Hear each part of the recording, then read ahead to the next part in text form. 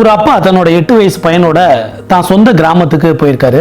அங்கே இருக்கக்கூடிய மனுஷங்கள்லாம் பார்த்து அந்த அப்பா வந்து பையன்கிட்ட சொல்கிறாரு, இவங்கெல்லாம் பாரு எவ்வளோ பாவம், எவ்வளோ கஷ்டப்படுறாங்க, போன ஜென்மத்தில் நிறையா பாவம் பண்ணியிருப்பாங்க போட்டிருக்கு, நம்மெல்லாம் வந்து எவ்வளோ வசதியாக வாழ்கிறோம், ஒரு ஸ்விம்மிங் பூலில் குளிக்கிறோம், இவங்கெல்லாம் பாரு இந்த அழுக்கு தண்ணியில் குளிச்சுட்டு இருக்காங்க அப்படின்னு சொல்லி அவரோட பாயிண்ட் ஆஃப் வியூவை சொல்லிகிட்டே வராரு.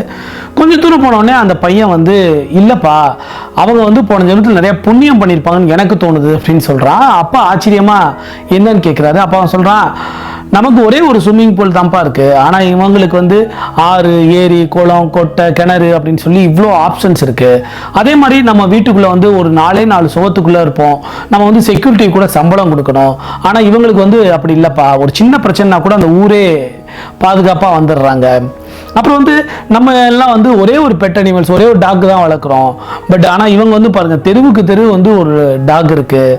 ஸோ நம்மளை விட இவங்க தான்ப்பா வசதியாக வாழ்கிறாங்க, நம்ம தான் ஆக்சுவலாக பாவம், இவங்கெல்லாம் புண்ணியம் பண்ணியிருக்காங்க அப்படின்ற மாதிரி அந்த பையன் சொல்கிறான். ஸோ அவனோட பாயிண்ட் ஆஃப் வியூ அது.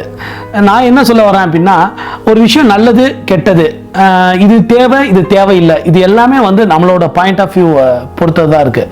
ஸோ நம்ம ரிச்சாக போகிறாங்கிறத வந்து நம்ம மைண்டு தான் முடிவு பண்ணணுமே ஒழிய நம்மளோட லைஃப்பை வந்து இன்னொருத்தன் வந்து முடிவு பண்ணக்கூடாது.